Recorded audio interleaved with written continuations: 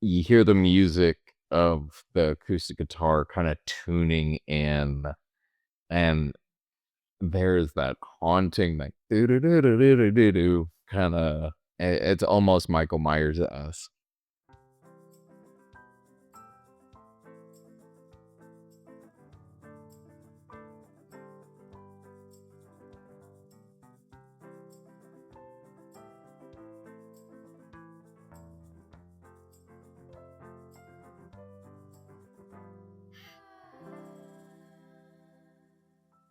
Well, audience, welcome back to Core Memory, a podcast about movies. I am your host, Cortney Warner, and joining me today, I'm so excited. You have an improviser, a producer, an actor, a photographer, a visual artist, a musician. He really does like it. He really is, per se, a jack of all trades. Please welcome to the show. It's Jack Stell. Yay. Hi, hello. No, Jack. Oh my goodness. I'm so glad you're here. How are you doing? Oh, just groovy, having a lovely Saturday evening of watching Heated Rivalry. Hell yeah. I mean, that's talk of the town right now, you know? Yeah, all the girlies at work kind of insisted I was like up to speed by the beginning of the year, Yeah. so I'm just doing my homework. I feel that, you know, I like that. That's a attainable New Year's resolution is to watch a 6-episode TV show on HBO. Small goals, Yeah. set the goals low, and you'll be excited when you succeed every time. I watched all of that show too, and I really, I wanna read the book. I wanna at least read the first 2 books because apparently the first book in the series covers the other 2 dudes that are covered in, like, the 3rd episode. Um, and This is breaking news to me that this is based on a book. Oh, Okay. yeah, and Whoa, whoa, and whoa. originally, the book series is based off of, Steve Rogers and Bucky Barnes fan fiction. Wow. You can see it. Hey. You can see it though, right? Oh, all right. So this just got like 15% hotter for me. Okay. Sick. No, once I realized that, I'm like, "Oh, this coulda just been Sebastian Stan and Chris Evans. Amazing." Yeah, yeah, yeah. With that lens. Okay. Yeah. All right. Thank you for, wow, breaking this huge news to me. Oh, happy to do so. I'm spreading the word. I'm letting everybody know. It's always good to let this you know, I'm like Paul Revere out here, letting people know what the show is about. But I love the show. But, Ted Sarandos, I'm sure, is like super grateful you're out there. Or is it Zaslav? Zaslav's Yeah. but yeah, okay, Yeah. Zaslav is grateful. Sarandos, soon to be grateful. About to be, you know, he's not Not Yeah, yet. no. Give it time. Yeah. But yeah, that's man, I really enjoyed that show, for all the reasons that everyone's enjoying it. So I'm glad that you're getting to enjoy it with new context. With really beautiful context. It's great. But we're not here to talk about TV tonight, although we can. We're here to talk about Jack's 2 picks, which are amazing, like classic and modern day classic action movies for sure, adventure movies. He brought us tonight the first Jurassic Park, and probably our most modern movie that we've covered so far is Sinners, this year's like biggest movie of the year. I'm so stoked to talk about these movies. Um, so let's start off with Jurassic Park. I'll give some quick stats. So it came out in 1993, famously directed by Steven Spielberg and starring a really stacked cast of Sam Neill, Laura Dern, Jeff Goldblum, Richard Attenborough, and just like on and on. And of course, dinosaurs, you know, the star of the show. So Jack, can you tell me about the first time you saw this movie? Yeah, it is one of my earliest memories, in the theaters, Mhm. going to see it in theaters. I was 6 years old, Wow. which some would argue is too young to see in theaters. But this was with my father, who I, hadn't seen in, like, a year, and this was like, "Oh, hey, let me take you and your sister," who's a year and a half younger, so she was 4 and a half, to go see Jurassic Park in theaters, and we did, and I loved it so much. I loved the Reese's Pieces I ate Yeah. and the popcorn and just Laura Dern. Oh yeah. Um, at a young age, I was like, "Ah, this woman is, a dream come true." Um, and then the movie stayed with me in a way that for the next like 20 years of my life, I had dinosaur nightmares. And I was like, nah, I'm pretty sure that's from seeing that movie far too young in the theaters. But I mean, there's nothing better. It's like, I know all kids grow up uh, infantilizing dinosaurs and thinking about dinosaurs, Yeah. but to be 6 years old and to see dinosaurs on screen and like, there's no way you could have told me those things weren't real. Right. So to have that, it's like, oh, okay, this thing could come get me in my sleep for sure. So in the theater, were you scared of them, or did that kinda come later on? Yeah, I mean, I think yes, like that movie is so scary It is. if you're a kid, especially if you're afraid of severed arms. That's like just a Yeah, terrifying image that'll really stick with you. yeah. Like it's not the dinosaur itself, it's just a severed arm. Right.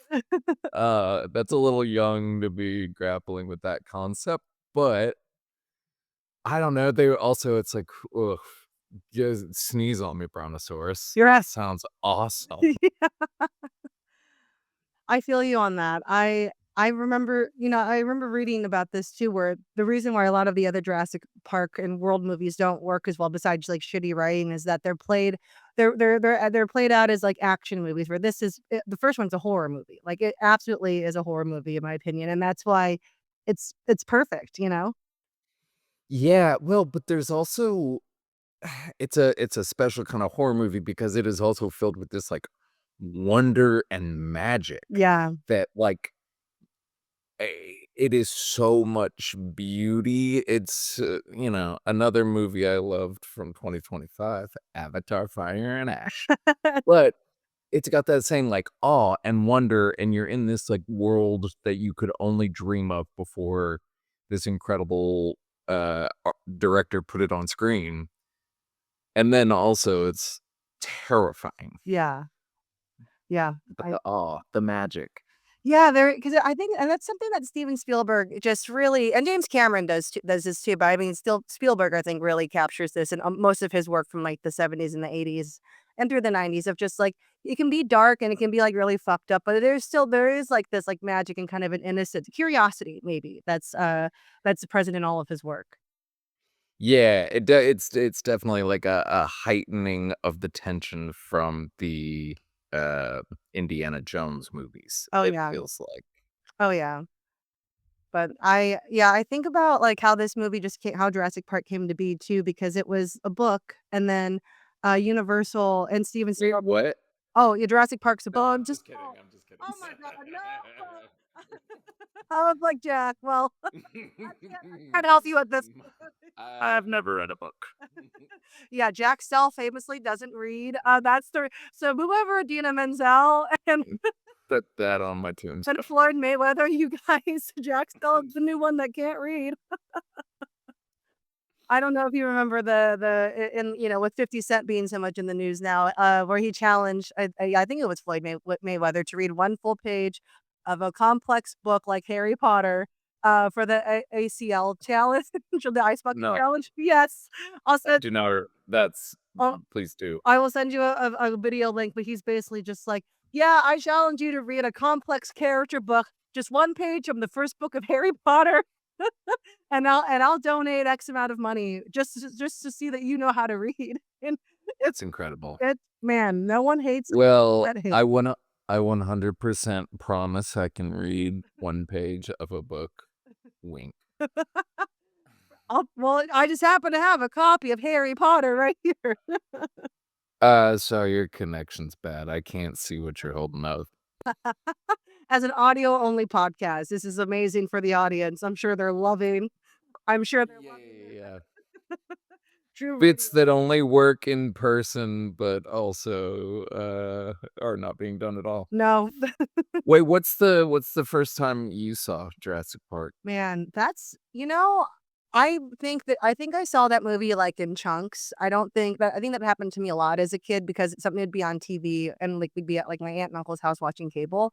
So I remember seeing parts of it as a kid, but I didn't see it all the way through until I was, like, I mean, to maybe I was, like, 15, if I'm being honest, just as in my mind, Sure. I'm like, "Oh, I've seen this movie," and it just, like it still looks I mean, that was, like when I was 15, that was, like, the height of my, like, Christopher Nolan, Dark Knight obsession and, like, all of that stuff, and so watching something that, like, obviously predates that, came out the year that I was born, and just being like, "Wow, this is, like" I don't know if it inspired everything else that came after it, but I can see how everything else that came after it would be inspired by Jurassic Park and just, like, the practical effects, and it freaked me out at, like, 15, it scared the shit out of me because I was just like, "Oh god, these kids are gonna get eaten in the kitchen." Like, I don't know, it just really was it was really special, and then getting to rewatch it for this podcast was also like, "Yeah, still hits," you know? Wow, okay, so you have only lived in a post-Jurassic Park world. Yeah. Everything you know is all influenced by, JP. Yeah, isn't that crazy? Because I will never know a world without like that, certain things like that Harry Potter, stuff like that, I'll never not know a world without those existing. I have a very distinct sense memory anytime okay, this is almost a tangent, it comes back, to, anytime it's, like, 77 degrees in the fall, it's Mm. like a certain the wind hits you and the smell of fall, and I remember reading the first Harry Potter book and listening to Astro Lounge, the record by Smash Yeah. Now, on my Walkman, and I was singing along with the words while I was reading, and I was singing along, "I'm getting stoned," um, and my mother heard me, and she was, "What are you talking about? You just shut up, you're so dumb." That's incredible. So Harry Potter, that's Yeah. my memory of No. this book is about core memories of the first book you read, right? Is Harry Yes, and the first time you see gay sex on TV, those are the things that we cover. Uh, is this the first time we've seen No, we've No. seen gay sex on Oh. TV. Yeah, I This mean is the first time this weekend we've seen yeah, gay sex. yeah, I mean, yeah, just yeah, in the past day, it's the first time that I've Yeah, okay. Yeah, for sure. But yeah, I it's funny that you mentioned Astro Lounge because a friend of I think you know her as well, Katie Hennon from who did Murder She Wrote and all of that. She did just did the podcast, and her first movie was Shrek. And so Mm. incredible first one for her to talk about. Still holds up. And I was listening to All Star, but then I just listened to the whole album. It's really pretty good. Honestly, it's kind of a banger. I haven't given it a re-listen in a while, so maybe I should. It's fun, you know? I was giving a friend of mine a hard time about it because he was like, "Yeah, I own, like, the first 3 Smash Mouth CDs, and I still stand by that." And I'm like, "You're an idiot." And then I listened to all of them, and I listened to Astro Lounge, and I'm like, "He's less of an idiot for that reason, I guess." So, Yeah. It still seems unnecessary, though. yeah. Does anybody really need to listen to that record? No, I don't think so, RIP though to, what's his Oh, that's right, he passed away. Redact Oh, yeah. the Metro said. Oh, yeah. I'm sorry. I'm sorry to the estate of the lead singer of Smash Mouth. Oh, no, I remember he made fun of Taylor Swift, and then maybe Oh, no, don't even I don't wanna get involved. So as far as the lawyers on toilets getting eaten, yeah. this movie is number 1 with a bullet. Oh, yes. So with Jurassic Park, do you how did it I know you mentioned a bit about the nightmares that you had growing up, so that is, kind of plays into this question, but how did it impact you as a kid, like, when you played pretend, or did you wanna be, like, a paleontologist, or, or did it make you super fascinated with dinosaurs? Oh. Yeah. It never even crossed my mind to be a paleontologist. That idea never crossed my mind, but I do, and, I do think that I was inspired to be a cool guy by Jeff Goldblum. Yeah. I definitely think I, like, prioritized that over being like, science and Dr. Grant. It was like there was 15 years of my life where I, unbuttoned my shirt Yes. to a degree that's, inappropriate, and I don't know why I did it, but I did it for a long time, and so that was probably inspired. my biggest inspiration was Jeff Goldblum Oh, in the movie, oh I yeah. guess is what I'm saying. Ultimate cool guy. And I think I've told you this too, but you remind me a lot of Brendan Fraser in The Mummy. Like just your vibe, your look. You're probably around the same age as he was when he did those movies. And so I can see the Jeff Goldblum influence coming through because that is your vibe. Thanks, man. I'll pay you the money for that later.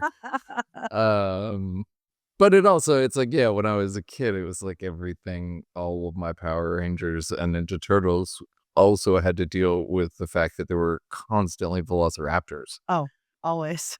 everywhere. You would be shocked where these velociraptors showed up. Um, yeah, it was like such a part of, and a couple years after, I don't know specifically, maybe 96 or 97 is when they unveiled Sue. Do you know Sue? That's a new dinosaur, right? The That's T-Rex his, that's oh yeah. at, in Chicago at the Field Museum. Oh, that's cool. So that happened in the 90s as well, like, I think right around the time The Lost World came out. Mhm. So that it was just like the dinosaurs had a real good time in the 90s. Oh yeah. They were a real zeitgeist moment. The show dinosaurs, Sue in real life, and then Jurassic Park just taking over everything. Oh yeah. And also the what is it? The We're Back, a Dinosaur Story, the animated. Sure. That was a big movie for me as a kid. I would think that was like a Don Bluth movie that so it wasn't Disney, but it was like someone from Disney that made his own company and all that. There was also a movie that I never saw, but I owned the poster for because, our local, movie rental shop would just give me posters that Cool. they were done with, Yeah. and so I had the poster for the movie, that starred Whoopi Goldberg and a T-Rex as detectives. Are you familiar with this movie? I'm not familiar with this movie. Sounds like a fever dream as soon as it left my mouth. I cannot remember the name of it, but there's a movie where Whoopi Goldberg is a detective with a T-Rex, Okay. and I had that poster on my wall. So, all that being said, Jurassic Park really just, started something huge in the 90s where Yeah. dinos were everywhere. It's so crazy, and I've mentioned this before too, because Spielberg, I think, is the number one most mentioned director on this podcast, especially because the format I do it with, like, your first movie and then your favorite. He can go in either category, his work, for sure can, this is the second time I'm covering Jurassic Park, but the first time was my guest's favorite movie. So it's kinda fun to see that, like so Steven Spielberg, his interests are all of our interests, you know what I mean? Yeah. Did you see The Fableman? Did you Oh, watch The Fableman? loved it, yes. Golly, just what an interesting move after such a storied career. Yeah. Oh, alright, now I'm just, like, really gonna unpack my childhood trauma on screen, Yeah. and the whole driving force behind me is that Seth Rogen was sleeping with my mom, and Yep. she had a monkey. Just what a movie. It Oh my god. And also, we love Paul Dano. So speaking of also cultural things going on. Absolutely. We love Daddy Paul Dano. Yes, he was a wonderful Mr. Spielberg. Yeah, well, okay, your other guest, Their what was their other movie, their first the the movie? their first movie, Willy Wonka and the Chocolate Factory. Oh, wow. Yeah, so old super he Does that one hold up? I think so. I think, like, Okay. because it's like it's always I mean, it's a super weird movie, I think, you have this weird, Yeah. like, movie from the '70s. I think it does hold up. I think it holds up better than, like, the other iterations, like, we have the Johnny Depp one, Timothy Chalamet one. I know that the Timothy Chalamet one is very new, but I also just did not care for it. But the original is solid. I liked it. Come on, the Oompa Loompa was so good. I think I just was like, I love Timmy. It's his birthday today is the day we're recording it. It's also my brother's birthday, but that's not as important as Timothy. Happy birthday to, little Timmy Tim. Little Timmy T, he doesn't give whimsical enough to me, like, as an actor, because he's so good and so intense in everything that he does, but when I watched him as, like, a young Willy Wonka, who's supposed to be, like, very, like, excited as he's like, "I'm gonna build my chocolate factory, and here's my dream, and here are all my employees." He just I don't know, I think that he just didn't have that kind of, like, twinkle in his eye enough for me. It felt like he was trying too hard, you know? Okay. Yeah, yeah, yeah, yeah. Wait, okay, as the, like, preeminent Timothy Chalamet fan Yeah, I know, yeah. what are your thoughts on his verse with Esta Kid? I think that he I think that I you can tell that he's wanted to do something like that his whole life. You can feel it through the trap through what does he say? "I have a million, but my girl got a billion." Good for him. He's set for life, you know? I was just impressed that he still has some sort of bars. It's like, "Oh, look at you. Yeah. You still got it, bud." Yeah, I feel like he's the type of guy that probably practices in his car, you know what I mean? Just, like, has a track that he listens to and just practices, so I feel like this was, like he's like, this is my time to Most shine." certainly. Yeah, So most certainly. I respect it, you know? What did you think of it? Uh, it was I liked it. I like, that artist Esta Kid. It Mhm. was the his you know, it's fun. It's Yeah. very, very fun. Yeah, I agree, and again, like, I just like that someone's out there working really hard and being like, "Yeah, I work really hard, and I want people to see the work that I do," and I think that's respectable, you know? Yeah. Yeah, yeah, yeah. Just weird choices. I love it. I think, I just think I love the Zoom call that he did, like, that fake state like, that stage, like, Zoom chat that he did. I like all the weird shit he's doing. I'm like, "That's really fun," like, why in this digital world, why not take advantage of that and just do weird shit if it gets people to go see your movie, if that's what you're trying to do, you know? Do more weird shit. That Yeah. is the key takeaway from Timothy Chalamet's 2025, I think. Yeah, that's his motif for sure. It's just do weird shit, shave your head, and just be free as fuck, you know? Yep. Uh-huh. Yeah, that's exactly what he's doing. Yes. So do you still love Jurassic Park? Is this or is it a nostalgia thing for you? Yeah, I mean, it is like a classic. I think you said it was on TV all the time. Yeah. So it has that like cable classic rewatchability of, it's one of the movies if it's on and you're flipping channels, it's like, oof, all right, I'm never gonna not stop. Yeah. I can't think of like a moment in the movie that you would turn to and be like, yeah, okay, let me watch something else. Like, Right. holy every scene is just on its own such a beautiful piece of cinema. Mhm. And it's like, man, yeah, you can't not watch it. So I have no idea how many times I've watched it in totality, but yeah, it holds up every time.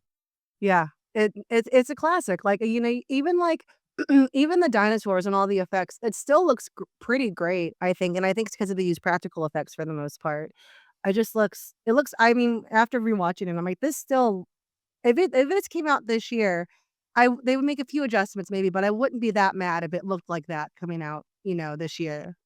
Yeah, I mean, because yeah, they used CGI, but they knew to use it sparingly And and when to use the practical, and so yeah, it's got that feel, and I mean, what incredible business they did for Barbasol. right. Look, golly, that can. I feel like I've seen recently somewhere that you can, like, buy that can, Oh, and yeah. even, like, even when you think about it, you can just hear that sound it makes when Yeah, that he shh. Yeah. yeah, oof, that sounds satisfying. Oh, yeah.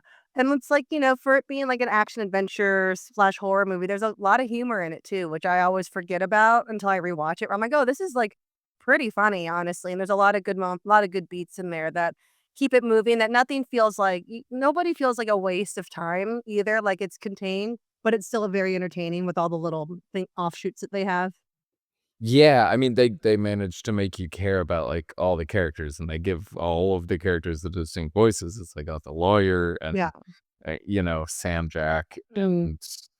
and, Newman and, like, everybody on the island you care about individually, and it matters when they die.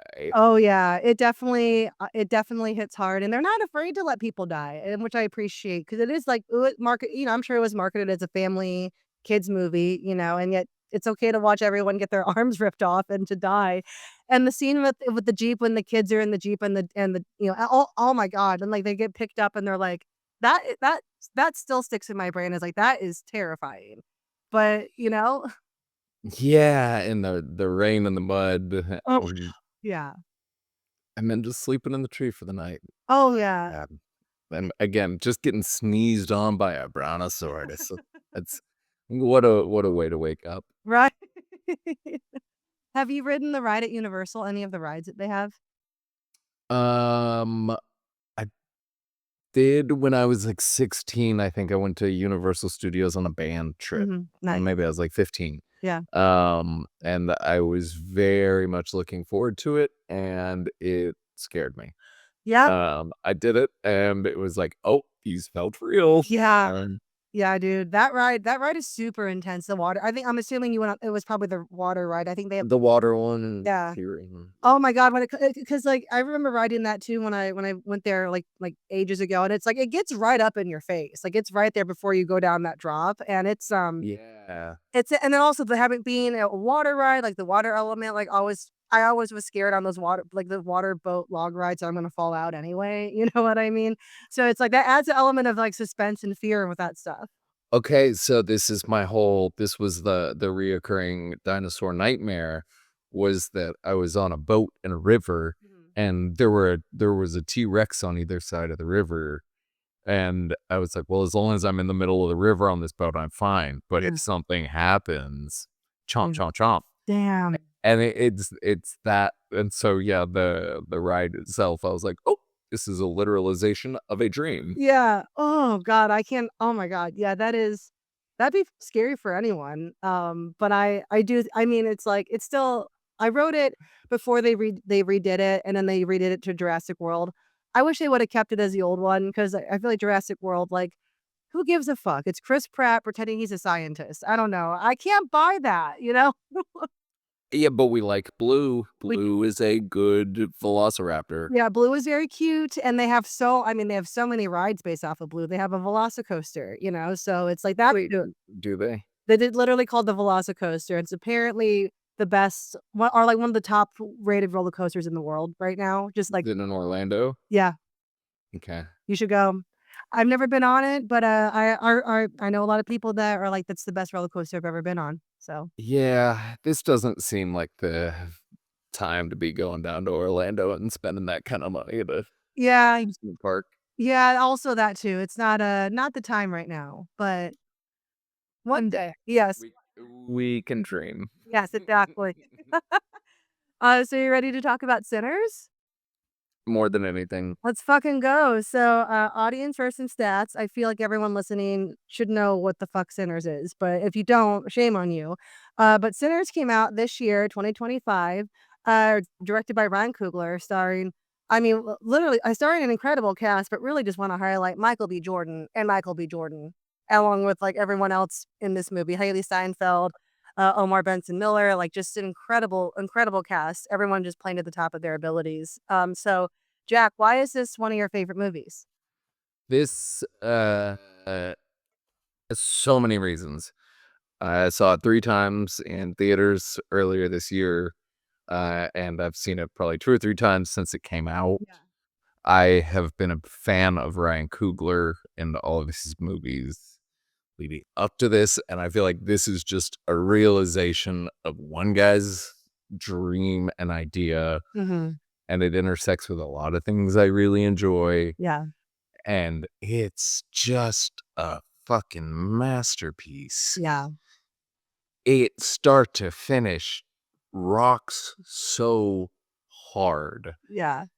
I think there's, like, something near miraculous about the use of music and Johann Göransson's score. Mhm. I think, Miles Canton obviously is just such a standout breakout star. Yeah.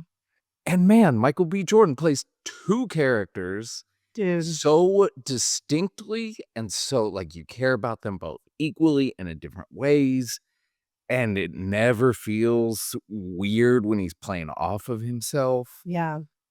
Get the fuck out of here. Rocks So hard. It's so good, and yeah, with Michael B. Jordan, like, you watch that movie and you even without you can tell exactly which twin he is without him speaking, just if you just look at them from the back, you're like, "Oh, that he's Smoke versus Stack." That's the level of talent and commitment to being able to, like, craft a whole character, and so because it's not just, like, saying lines or whatever, but, like, you really even on the movie poster, you can he looks like a different person in both of these and, on the poster, just absolutely incredible. He deserves the Oscar this year. He double the work, you know? Oh, so by that metric, in the early 2000s, we really fucked up not giving it to Eddie Murphy for the Clumps. He did the most work, he played the most characters, you gotta give it to him. Exactly, yeah, him, I think, yeah, any of the Madea movies, they really those should have all won. Tyler Perry, we apologize. Yes, yes, he's getting his honorary Oscar in the mail. Oh, okay. Yeah, I mean, it really and it's such an interesting, like, it's Michael B. Jordan is such a huge figure and has been in so many things, and we think of him as like, "Oh, we've known this actor for such a long time." Right. Somehow, this is, like, his first blockbuster major, him starring, like other than Creed, Right.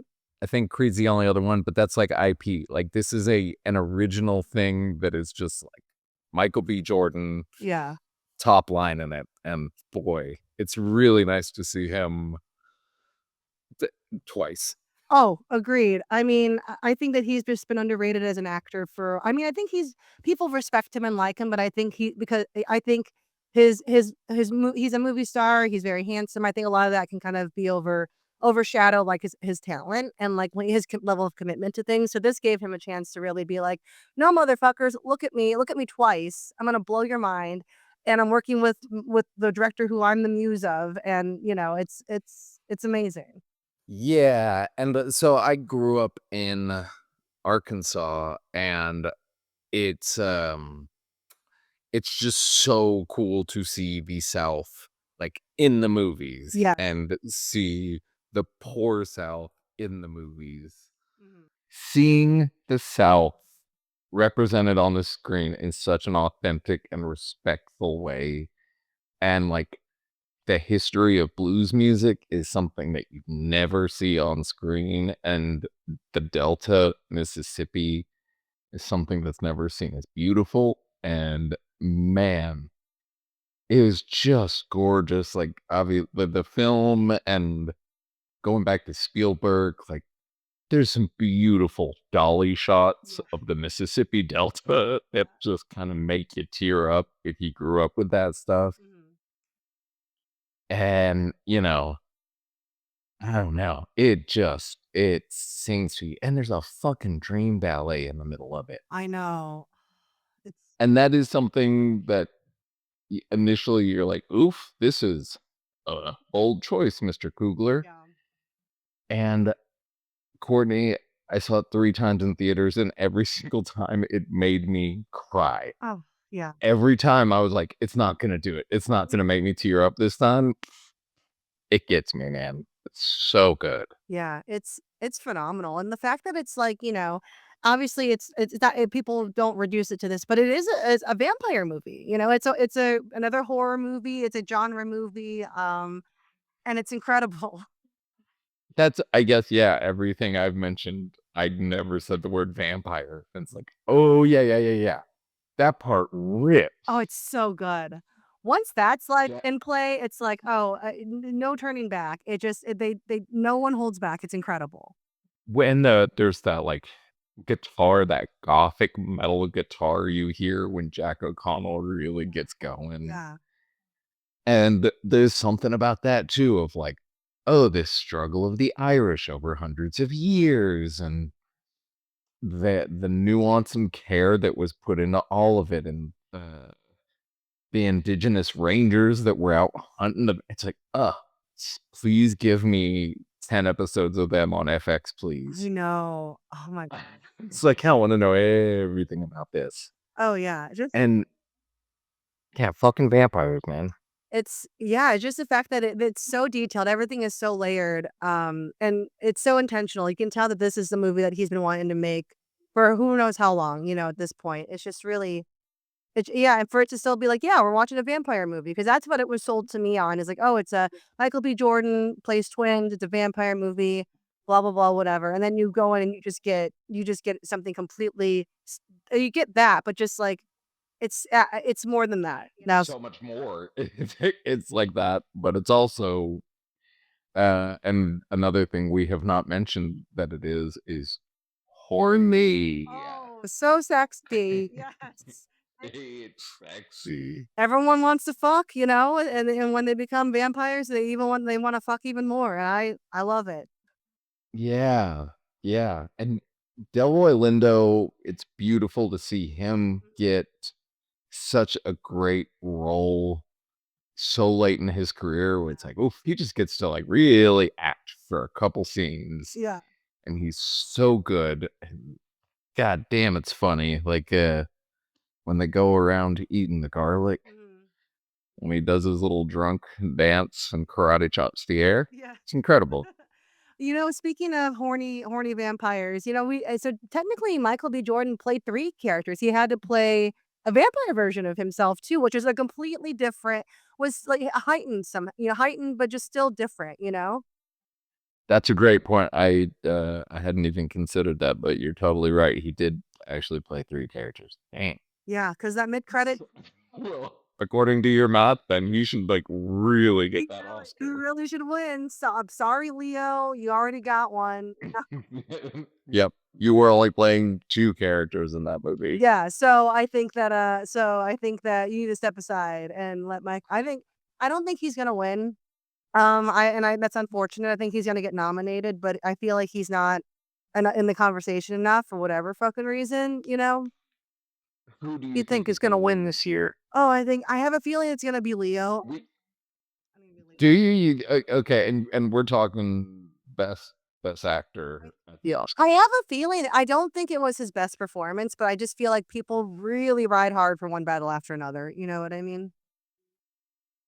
What else? What is there something what would you give it to? I Would you give it to Michael B. Jordan? I think so. I would give it to him. I mean, I thought Timothy was great in Marty Supreme. Like, I did not recognize that man at all. You know what I mean? Truly transformative Yeah. do. And it's like, yeah, he's young, he's 30, and he clearly wants an Oscar, but I just think that was a career defining performance from him. Yeah. Yeah. Okay, I don't know. I don't even know who is in the race other than kind of Leo and Timothy. That's a But you're right. Nobody's talking about. Well, I don't know. The Golden Globes got announced. Did he get nominated? He did. He got nominated, and I know that Christopher Nolan, like, is, Ryan Coogler's mentor, and he's been doing screenings around LA for critics, of Sinners and being like, "This is why this should be your consideration, IMAX, original story, blah, blah, blah, all the things." So that's really cool. I read about that That's recently. nice. Yeah. Yeah, I mean, and the good news is it's like I think Ryan Coogler has so much more to offer. Yes. I think this guy has a lot of ideas. Oh, for sure. Which have you okay, so I think he's confirmed that Black Panther 3 is his next movie, but he's also definitely developing the X-Files series. Oh, that's gonna be great. Yeah, because apparently his mom is a big X-Files fan. That's a really sweet thing to do. It's like, "Oh, my mom's a fan, so I'll just make this and make this for her." That's really sweet. He's the best. He is. He's one of our greats. He really is. I hope that he does. I'm sure he has more original things coming up because I do feel like he has been kind of locked into doing. He did Creed, he did Black Panther. Like I'd like to see. I hopefully he gets more opportunities to make more movies like Sinners or whatever the fuck he wants. Well, I mean, the incredible thing about him, like, owning this movie Yeah, is so special and really, really impressive and cool. I agree. So you saw this movie 3 times in theaters. Can you tell me about the first watch? What did you feel? What were you expecting? If you had any expectations? Um, I think I saw it twice opening weekend. Oh wow. I mean, I I'd said I'm a big Ryan Coogler fan, and I think I was like, yeah, I know that Ryan Coogler is like shot a movie in Mississippi with vampires and Michael B. Jordan playing twins. And I want to say I intentionally hadn't watched any trailers just because I was like, this is gonna be my thing. Yeah. And yeah, I think I went and saw it. That I went and saw it that Saturday morning because a shout out to the Regal Opry Mills Yeah. when they've got showings before 10 a.m. I like love a 9:30 a.m. showing of a movie. Mhm. So yeah, I went out and just got my little socks blown off. Saw it in that IMAX theater because that's a beautiful IMAX theater. Oh, yeah. Um, Speaking of Christopher Nolan, because he like outfitted it for Oppenheimer. That's right. Um, but yeah, I mean, it just from the jump transported me. It's you hear the music of the acoustic guitar kind of tuning in, Mhm.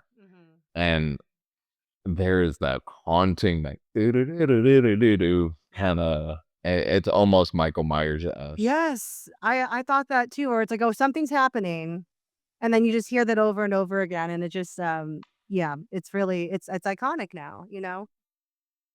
Yeah, and I don't know, like he, I guess he asked Ryan Coogler asked Johann Göransson, the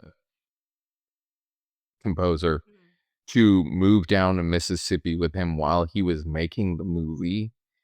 And so they actually heard all of the music on set as they were filming, Wow. which is, I was like, oh, that is a really special thing to have because generally music is just added in post. Yeah. And so for that, you can tell the actors are getting to react and move to that music. And it's such an important part of the movie Mhm. because in no other movie do you see somebody getting the shit kicked out of them in rhythm. Right. It's like, oh, that man, that's attention to detail. For sure. I can only think of one other instance where like, oh, that's kind of a similar thing, which was Shaun of the Dead with the Queen when they're hitting each other Mm, mhm. with the pool sticks, you know? Damn, dude, that was a really good pool. Thanks. Yeah. Shout out to, Simon Pegg and Edgar Wright. Hope that they're doing okay. Yeah, yeah. I think they're doing okay. I think so too.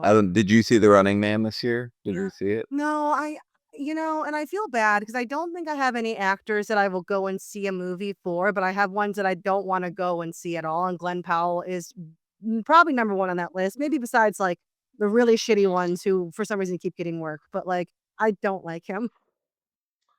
Really? Did you see, what was it, a Hitman? The Linklater movie he did on Netflix? I haven't seen the only things of his that I've seen are, and it's because I did someone else's podcast. I saw Twisters, because That's fun. that was and it was fun, and the original Twister is a very near and dear movie to me. And I saw him in Anyone But You because I was like, "I just gotta know what's the deal with this fucking movie," and I was like, Yeah. he did his best. He is a charming leading man, but there's just something about him that I just don't trust, and I don't wanna look at him.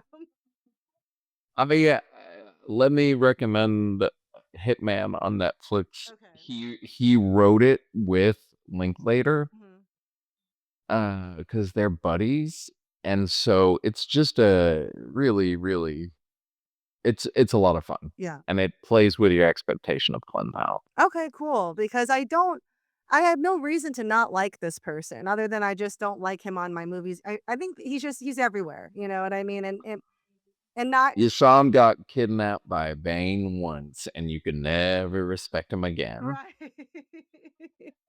I get it. Yeah, I can't unsee that. So, but yeah, I should check that out because I don't want to, I don't really want to watch anything that I don't know, that Tom Cruise is in coming up, 'cause I think he's fucking crazy, but, like, but Glenn Powell, I have no reason to not like him, you know?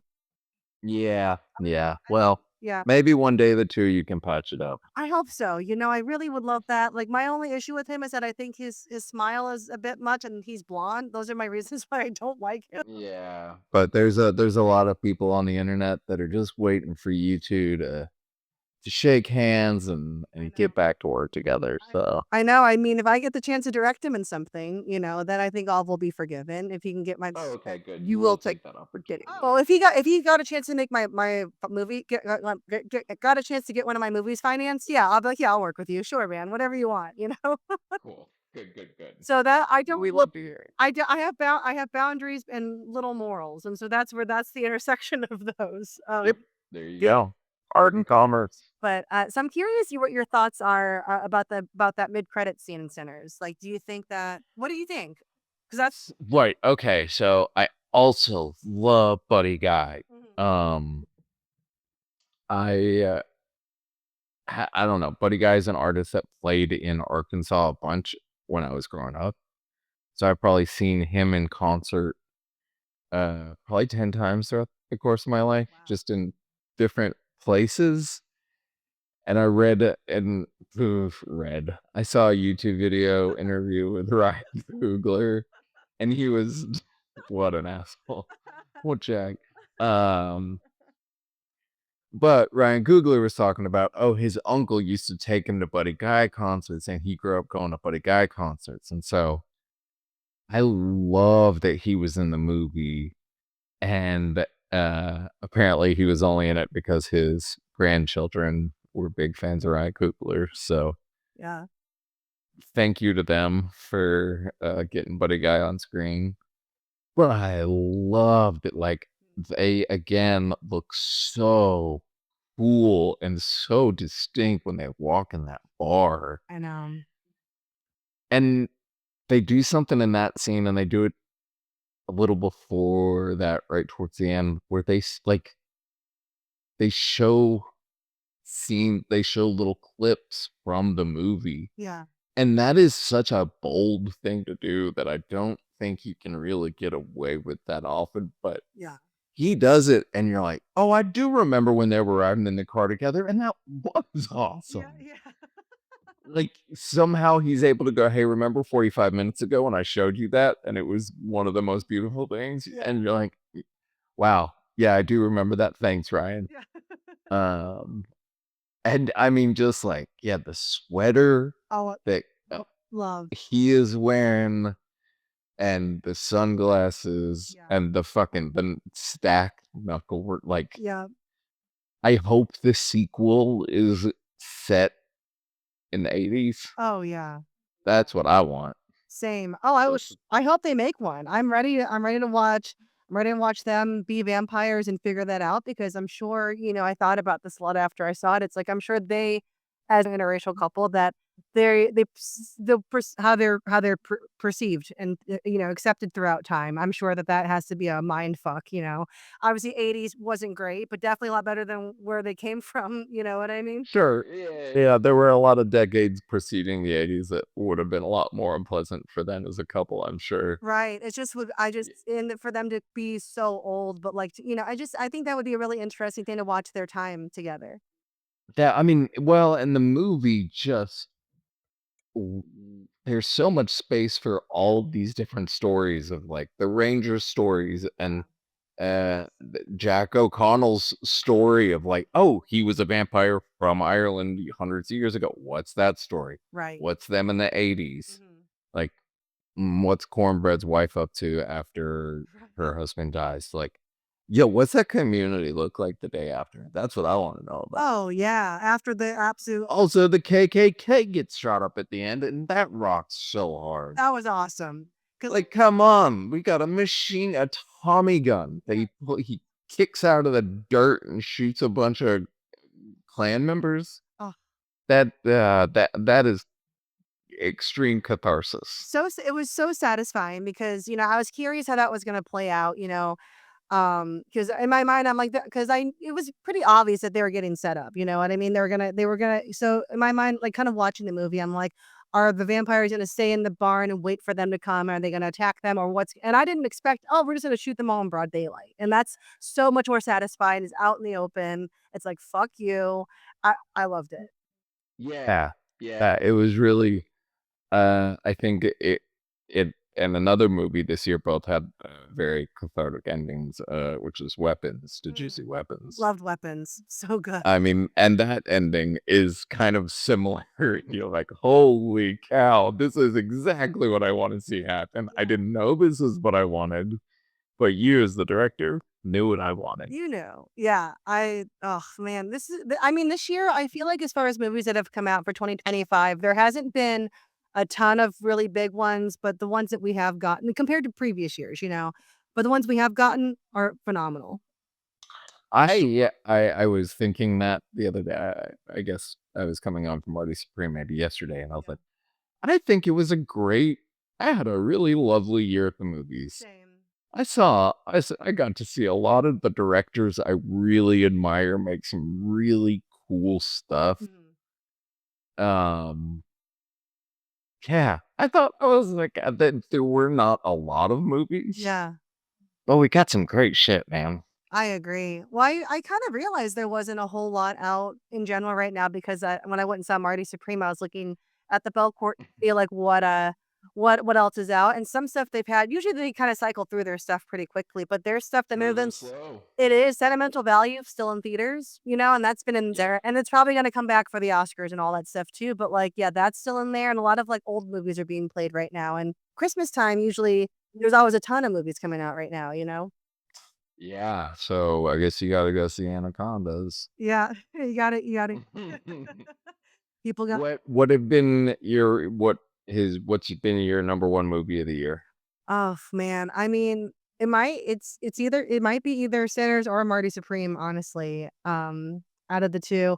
I really fucked with Eddington. I know that that's a controversial one. I liked Begonia, but not my favorite from Yorgos and Emma Stone, yeah, I'd say it'd be one of those 2. How about you?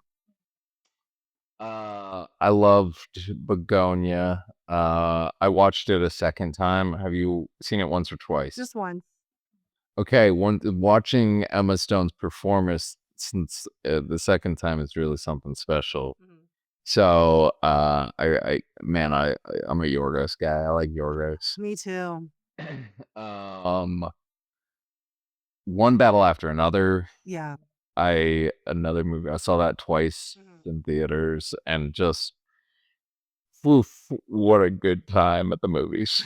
It's so fun and it's funny and, you know, I didn't love Licorice Pizza, which I think was PTA's last most recent movie before One Battle After Another. It was fine, it just was too long for nothing to happen, and I thought the age gap thing was a little weird, to put it lightly, but then seeing One Battle After Another, I'm like, "Oh, no, this is, like, one of his best," you know? And you know what? I watched a movie this morning with Alana Hine. Mhm. The Mastermind. Have you seen this one? No. It's the new Kelly Reichardt movie, Okay. who did First Cow, and it's Josh O'Connell, art thief in 1970, baby. It Ooh. 2 thumbs up, and Alana Haim plays his wife, but it was actually really great. O'Connell's performance was pretty dynamite. He's had a good year so far, I feel He like. had a great year. What a good year for him. Honestly, I feel like he kind of like, in my mind, just everything he's been in this year and the people he's worked with, but still not being the main dude and everything. He kind of reminds me of how Post Malone was on both Taylor and Beyonce's album last year. You know what I mean? Yeah. Not the main Yeah, yeah, gosh, yeah, but yeah. he had a great year. What a good feature. Yeah. Like, you really kinda yeah, where you wanna be. Right. Oh, for sure. You're not the person, but you're adjacent to these people and you're probably making a lot of money. So why would Yeah, I'm sure he's doing just fine. oh, for sure. I think all the racial implications in Sinners is really interesting, especially me being an Asian person and seeing how all of those dynamics played out at that time. You know, and also like just yeah, because it's a commentary that happens a lot. It happened in Get Out too, Jordan Peele. That people see Asian people as a model minority and like, oh, they're like what they try to be people. It's very much a stereotype that Asian people try to be white adjacent. And I just thought it was really interesting the way they played this out in Sinners because, yeah, with the Asian wife being like, "Yeah, I don't give a shit." It was read I found that people read it in a couple different ways where it's like, "Oh, she's betraying people for her one singular goal," versus she is completely fed up and has like, like heard her husband speak to her with the I agree a lot with the characterization of how Asian people are portrayed in Black media, at least in modern Black media, because it is a problem. Anyway, I don't know if you have anything you wanna add to that or any thoughts just on any of that. I was last night watching it, and I love that family. Yeah. Like I love hearing them speak to each other because man, I had this friend in high school, Long Hong, Mhm. um, and Long was the most redneck, like NASCAR, like drove a monster truck. I grew up in rural Arkansas, Yeah. and I mean, this is like a real introduction to anomalies of humans. Of like, Long was just, you know, his parents barely spoke English, but his accent was so thick, fountain like Arkansas, Yeah. and there was something that was like so, and there was like a pretty large Vietnamese community where I grew up, and Mhm. so it was like that is something you rarely see in media Yeah. is, representations like that, and I love that, and I hadn't I never really rubbed up on, her, like, letting the vampires in, Yeah. but last night was the first time I really noticed that as she's walking away, she can still hear her husband's voice Yeah. saying, "Let me in her head over the sound of anything else. Yeah. And there's this cacophonous rise in noise, but she is still drowned out by her husband taunting her. Yeah. And I was like, yeah, that was last night was the first time I really noticed that. Yeah. And I was like, oh, yeah, that would drive me crazy. Yeah. For same. Yeah, I think that the way that Ryan Coogler kind of played that out, have the actors do all of that, I thought was really interesting and nuanced in a way that I did feel a little like when I watched it, I'm just like, oh, great. Like, yeah, of course, the stereotype of like Asian people aligning with white people again. I felt that like watching it in the theater, it was kind of like, love that this is being shown again because it is a problem. But then, like, yeah, on rewatches, I'm like, there was a lot more nuance to that too. Of like, she did what she thought was best and maybe wasn't thinking clearly with thinking communally too, which is also kind of an issue. I also don't know if you noticed too that she only worked on the white store and she would never come and work at the black store when they because they had the two separate stores in the movie. Mhm. And I thought that was really interesting too because very clearly her husband was very much a member of that community and was very embraced and was a friend, of Smoke and Stack, and she seemed a bit more like reticent to be okay with all of that, which I thought was interesting. Um Yeah, I mean, what is your thought on the fact that, she is this strong she obviously has the business smarts of the yeah, two of them. yeah. Like she's in charge. And then thinking about that and what do you think Kugler's saying with the daughter and her ability to like go back and forth between the stores? Right. Oh, that's a good question. I think ultimately that she's very much like she is thinking business mind. She's like, oh, two stores, double the profit, great. And I think in her mind, she's like, oh, this is great for my kid. We're gonna set her up for life. We're gonna have all this money from these profits from the two stores. I don't think that she's really thinking a lot about. I don't think that she probably thinks a lot about race in general because I think that being like I think the only Asian family in the movie are that's shown that I feel like I don't know, maybe I'm projecting too in my own, like, experiences and thoughts, but I have a feeling that she doesn't think it applies to her, and so by default doesn't apply to her kid, whereas her husband, I think, sees a little more holistic and communal view, I would say. That is a deep and nuanced reading. Thanks. Yeah. I think it comes from live maybe because I also grew up rural, Ohio, white parents, being raised to have this mindset of like, well, you're not, you're practically white. You're white adjacent, and that's a very damaging thing for anyone who is, it's that's fucked up, and so Sure. so watching the movie, it was beautiful and it made me uncomfortable in some ways of like, oh, I'm seeing not my exact experience, but seeing how I could have ended up one way or the other. You know what I mean? With my if I didn't choose to educate myself and to, deconstruct from that narrative that it seems like she very much is stuck in, maybe out of fear, the time period, whatever, but man, I don't know, being in a community with people who have your back is a lot better than being alone thinking that you are a race that you're not, because those people they'll never accept you? Yeah. Yeah, for sure. So, well, I know that was super deep, but I thought what a great person to talk about Hell Alice. yeah. Let's dig in. Let's do it. I was so happy you picked this movie to talk about too, because I mean, there's so much. I mean, we could just do a whole podcast series just about this movie. I feel like, but Yeah, yeah, it's so much. Hey, we didn't even get to the religious stuff, like, we didn't even get to that. oh, Yeah. yeah, Yeah. yeah. There Wow. was so many parts we could just the real yeah. Dude, yeah, because it's like, the opening scene where he's walking in after the night with the vampires and his grandfather or is just like, "Put that down," and like he doesn't, it's like it's that then it just sets off the whole thing of like, you're playing the devil's music, you're inviting the devil into your home, and then the devil fucking shows up? I mean, it's the name of the movie, Yeah, Sinners. yeah. Like, it's, yeah.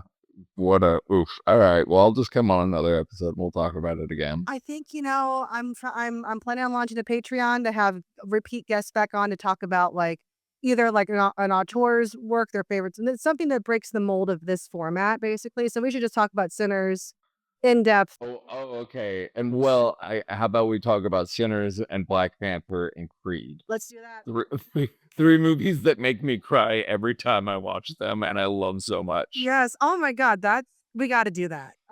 The four-wheeler scene in Creed, Yeah. holy man, like, Yeah. gets me hyped. I agree. It's yeah, Ryan Coogler just like yeah, he's kind of like, he is already at that level of like a Spielberg and a Christopher Nolan and like these guys who just like who make these blockbusters, but they're yeah, there's that whimsy and that curiosity and that heart and that nuance that isn't just someone shitting out like another like a Transformers 4. You know what I mean? No, it's somebody you can tell, like, loves movies, Yeah. That and yeah. it's my favorite thing, just oh, yeah, I, what a guy. We're lucky to live in the age of Ryan Coogler. We are, because I feel like getting to watch him is a lot of, like, what I'm sure it was like to grow up in, like, this '70s and '80s and have Steven Spielberg, just like Jaws, Star Wars, Indiana Jo you know what I mean? Just, like, to be in that place now, we're really lucky. Yeah, and I do think we've got a couple of those. We got a couple directors, I think, that are Yeah. just, like, under 45 Yeah. that are still, uh, I think, on the ascent, and they're gonna do some more really radical stuff. I agree, and I don't wanna keep you too much longer. I have a few more rapid fire questions, but I do think this is interesting too because, you're obviously a big movie guy, we, like, love the same stuff. I feel like a couple years ago, and this is around when The Fabelmans came out too, I'm thinking that there was, like, this shift from a lot of, aging auteurs like, Edgar Wright, Wes Anderson, all these guys who are making these meta modern movies. They're very much, like, describing their own experiences, their own careers. I felt that with French Dispatch and Asteroid City a little bit from Wes. Last Night in Soho, just kind of just going through all of like kind of show business for Edgar, and then obviously Fablemans. Those are kind of the three guys that I was thinking of during that time. And I was part of me was like, damn, are these guys? Like, is this the who's coming up next? Because these guys have had amazing careers, will continue to have amazing careers, but they're at a point Paul Thomas Anderson, kind of another person there too, where they're still going to churn out good work, but they're not the, I don't know. Like, and then getting to see people like Greta Gerwig, Ryan Coogler kind of like immediately break out in the next year or two has been really, really cool to see. I don't know if you thought about that. Yeah. I mean, oh, yeah, I think Ari Aster is another one. Oh, love him. Yes. Yeah, I mean, Jordan Peele is somebody who we've only gotten 3 movies out of, but Yeah. every single one has been talking about Marty Supreme, the softies, like Yeah, incredible. they have put out some and a movie I haven't seen this year, but Urchin is the movie that Harris Dickinson directed. Oh, okay. Yeah, and it's like I don't know if it's good. I don't know anything about it, but just the fact Yorgos, Yeah. you know. Yeah. I think we're in a age and we're starting to, in the States at least, recognize more international filmmakers. Yeah, I So agree. like Joachim Trier, Mhm. Yeah. Sentimental Value was so good, Yeah. and Park Chan-wook, Mhm. director Park, I cannot wait to see No Other Choice and his last like 3 or 4. So, and Bob Joon-ho, Yes. and Guillermo's getting a little old, but Yeah. Frankenstein was cool. Frankenstein was cool. I mean, Jacob Elordi stole the show, that whole movie. Yeah, Elordi was great, and I don't know. Oh, and Chloe Zhao. Oh God, I Hamnet. Yeah, Like, I I don't love all of her movies, but I love the choice. Like I love that she makes these huge choices. yes, agreed. Ooh, did you see? I don't know if you saw Hedda, the new Nita Costa movie. I haven't seen it yet. Boy, it's um Nita Costa doing a late 19th century period piece uh with Tessa Thompson, and it is so much fun. And I can't wait for Nia DaCosta's Bone Temple. Yes. Oh yeah, that looks awesome. I'm. Yeah. Oh, I also. So I think we got a lot of directors I'm excited about. Oh yeah. Oh, Robert Eggers. Forgot about him. He's doing Werewolf. yeah. Wolf. Oh yeah. Yeah, yeah. Yeah. Yeah.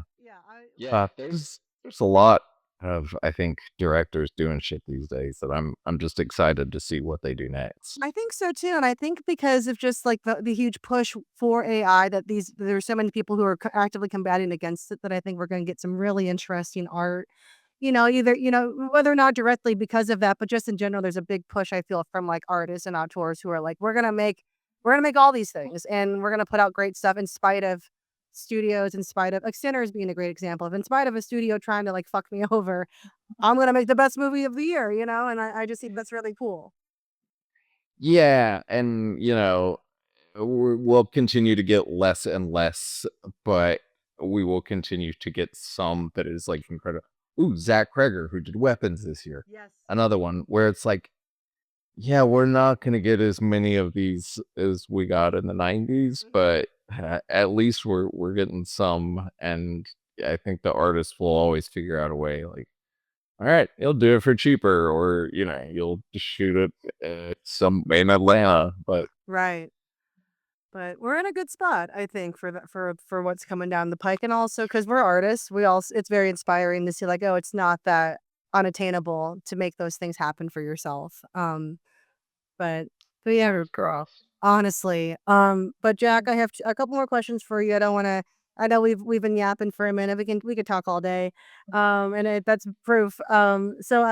What between the two movies you brought, Jurassic Park and Sinners, what correlations do you see between the two movies, if you see any? Because I think there's definitely some.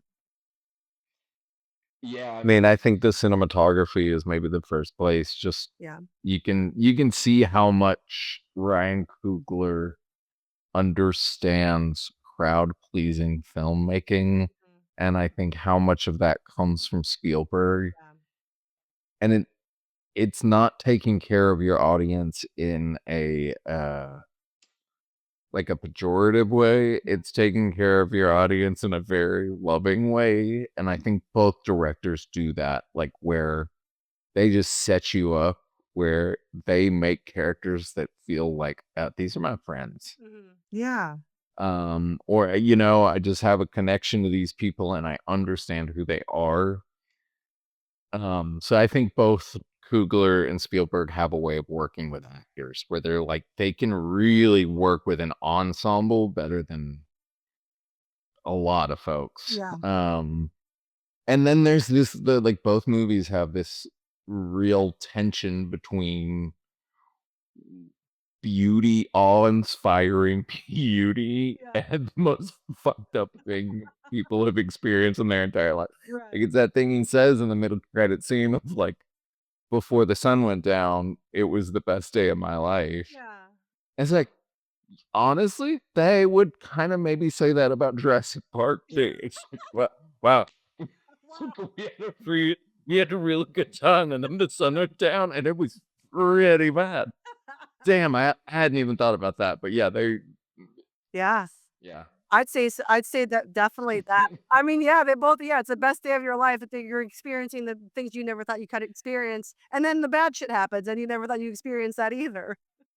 Yeah, shoot, we gotta start this whole recording over and just start I know, there I because that's know. a really good point. Well, yeah, that'll be the opening clip for the episode because that is a hell of a point. I also think for the correlation I saw between these two, and we've covered this already too, but it's like they're both genre movies, but they're not. That's not the first thing that comes to mind when you think of them. You think of like Jurassic Park. Oh, what a technical marvel, and like what a cornerstone of American pop culture and dinosaurs. I don't think that that's always Mhm. you think of it, but it's like when you describe Jurassic Park, it's almost like either you already are like, "Oh, dinosaurs are part of it," but, like, that's just not I don't know, that's just not the way I would describe it. I would describe it as, like, what a classic, and I think Sinners will is that and will be that, where, like, vampires, as we talked about, kind of was the last thing that came up for us to for us to discuss about it.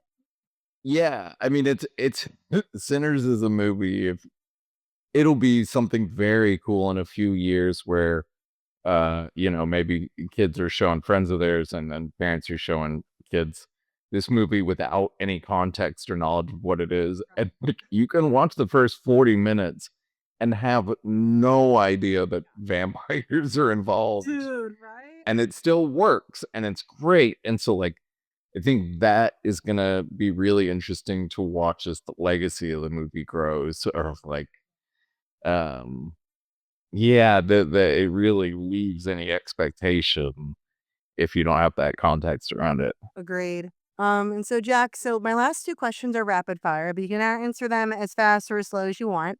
For the first one, if you had to recast both movies with all Muppets but keep one human in both movies, who would the human being be in both movies? Everybody's a Muppet, but one person gets to stay. Yeah.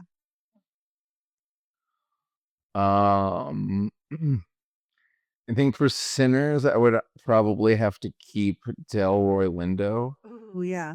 I just think he would really act well against the Muppets. Mhm. Oh man. I think Michael B. Jordan would be Gonzo. Oh yeah. Two Gonzos like trying really hard. Yeah. And then obviously you've got the entire Dr. Teeth band and the Mhm. juke joint. Yeah. Um, maybe you've got Sam the Eagle running the bar. Yeah. Ah, boy. Nope, Sam the Eagle is Jack O'Connell, the vampire. Yeah. I don't know if Sam could ever be that charming. Anyways, uh, and then for Jurassic Park, I I would keep Laura Dern. Yeah. Um, yeah, I would keep Laura Dern, and Jeff Goldblum would be replaced by is it Muzzy Fuzz? What's his name? The giant motherfucker with the big mouth. Muzzy? Oh boy. No, I think Muzzy was Yeah. the foreign language one. I don't Um, I don't think it's Muzzy. I'm trying to look it up right now too. Golly. No, All right. well that one. I gotcha. Yeah, Mr. Guy, big giant guy with the big mouth, Yeah. I think would be Goldblum. Oh yeah. Um, oh, no, Rolf. Have Rolf play Goldblum. That feels right.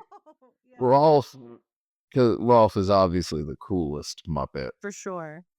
And then I think Dr. Grant could easily be played by Kermit. That feels like a very Kermit role. Yeah. Oh, that's Yeah. I would love to watch both movies with But bad news for everybody, it's Waldorf and Stadler as the kids. Oh boy. Kermit is gonna have his hands full. Holy shit. That's inspired casting right there. Yeah. Yep. You think we're gonna go young, none at all, or no? Going old. Because those two do have like a couple of kids, you know? They're always Yeah, man, they would be pointing lights all over that T-Rex. Couldn't help Right. Like, themselves. oh, wait a minute, what's over there? Just have to make a joke about the T-Rex's breath. Oh. Can't help themselves. Can't help it. Oh my God. Yes. And I can even see them making a joke about like, oh, I bet they're gonna make a movie about this one day, you know? Yep. I can see that. Ooh, also Beaker is playing the Velociraptors. Oh my God, yes. Oh my God. Yes, that'd be so cute. Yeah. Just This is a very good question. I could just play this game all night. oh, it's fun, right? That's like that's one of my favorite questions I get to ask on here. And my final question for you before I let you go is what do you have to have as your snack and drink when you're watching a movie? In the theater, at home, what do you say strap with? Wow, great question. So many answers. Um, Big fan of the Belcourt Theater in Nashville. When I go to Belcourt, they generally have, sometimes they have hi-fi cookies. If they have hi-fi cookies, I will get a Bowie, which is like a sugar cookie with confetti, and a Marvin Gaye, which is like a chocolate chip pretzel cookie. Yeah. And I'll get those with a small popcorn. And I love they have LaCroix, so I'll get just like a green LaCroix. That's generally what I say. Yeah. And a small popcorn and 2 cookies at the Belcourt is one of my favorite ways to get sick. And then the other theater I go to is the Opry Mills Regal I've already mentioned. And for that situation, if it's a I'm treating myself day, I'm smoking a joint on the way to the movie theater. I'm going to the Great American Cookie Company. I'm getting a big bite double doozy with M&Ms and a chewy pecan supreme. I'm putting those in my pocket. I'm gonna go to the Dave and Buster's. I'm gonna play a couple video games because I have a preloaded card that I just keep in my wallet for such occasions. Mind you, obviously, I've got noise canceling headphones in, so I don't have to listen to the Aubrey Mills. And then I'll go to the movie and have my 2 cookies. And if I don't do that, Reese's Pieces or Butterfinger Bites. Ooh. Dude, classic. That's that's the most detailed answer I think I've ever gotten on this question. I go to a lot of movies, You or like a lot of little things. you don't fuck around about food, and I really appreciate that. Yeah. I know what I like. I love that. And it's like such a ritual for you too, which is cool. And that's how I go to the movies. I treat it like going to church. So it's kind of the same thing for me.